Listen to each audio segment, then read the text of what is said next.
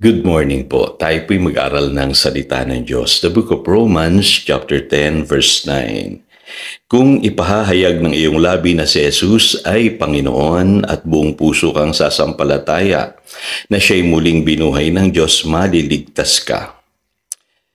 The Lordship of Christ, a deeper understanding. Siguro doon sa nakaraan nating pag-aaral, may naiwang tanong sa inyong isipan. Paano nakapaghahari si Satanas sa sanlibutan ito?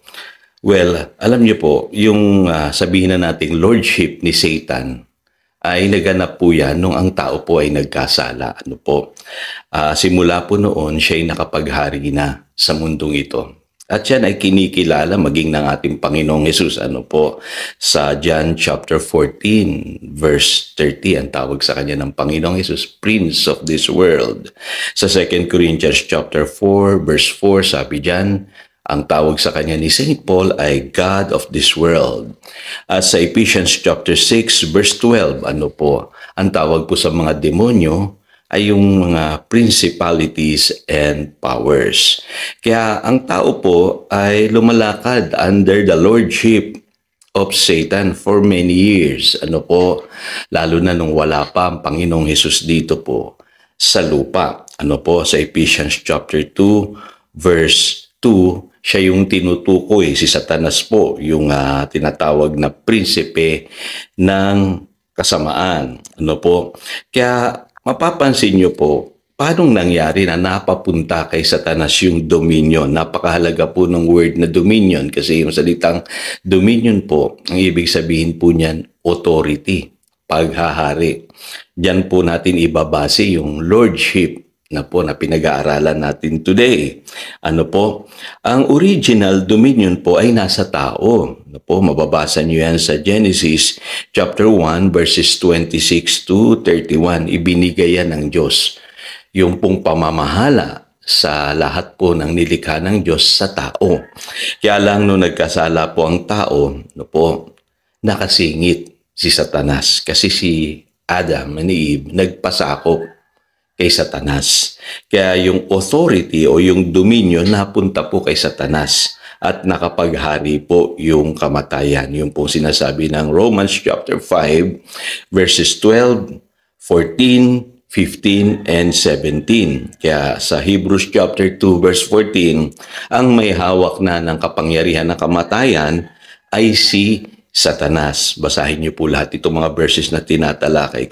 Kaya malinaw po, sabi sa Romans chapter 8 verses 20 to 24, maging ang lahat ng sangnilika, the whole creation, groaned under Satan's dominion. Nahirapan ang lahat. Hindi lamang tayong tao, maging yung sangnilika. Lumagana po yung sin, sickness, and suffering. Kaya maintindihan nyo na po ngayon bakit ang gulo-gulo, ang sama-sama ng mundo natin ngayon. Hindi ito yung kalagayan ng mundo nung itinurn over ng Diyos itong mundong ito kay Adam. Kaya mapapansin nyo, simula nung nakapaghari na si Satanas sa mundong ito, lumaganap na itong sin, sickness, and suffering. Kaya yan ang mission ng Panginoong Jesus. Kaya siya naparito po sa lupa to conquer Satan, to destroy him, to conquer death, at higit sa lahat, sa pamamagitan ng kanyang death and resurrection, he became Lord. Yan, pumasok na po yung salitang Lord. Paano nangyari yung pastor? Dati na naman siyang Lord. Naalala niyo po, ang ating Panginoong Jesus, nung naparito po, siya ay nagkatawang tao.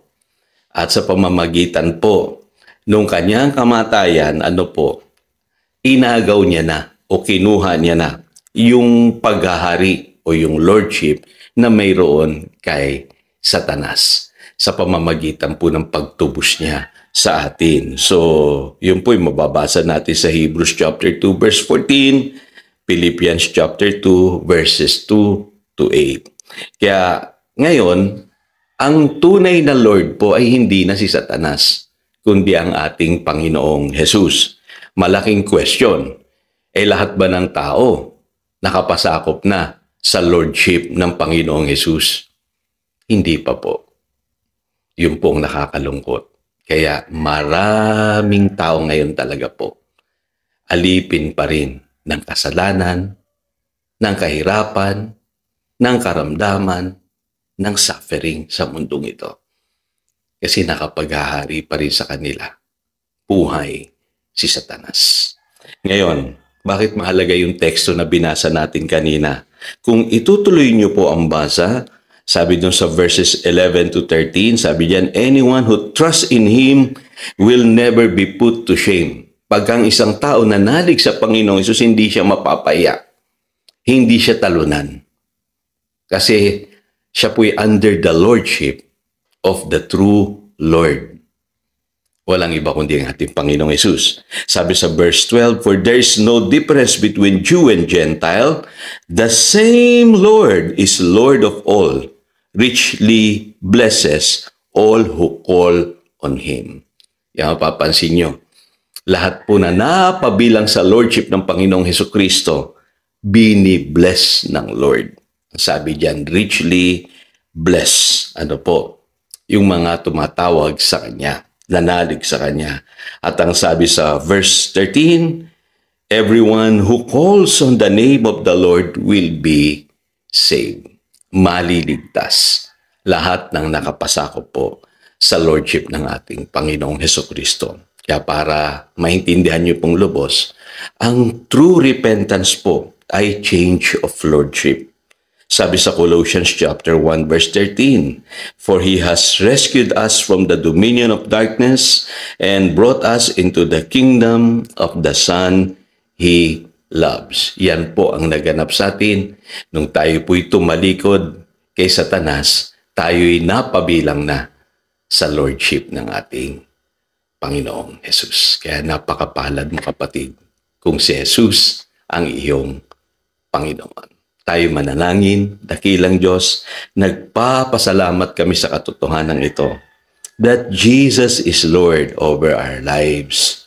Dahil alam po namin, Panginoon, na kami nanalig, kumilala na si Jesus ang aming tagapagligtas at Panginoon.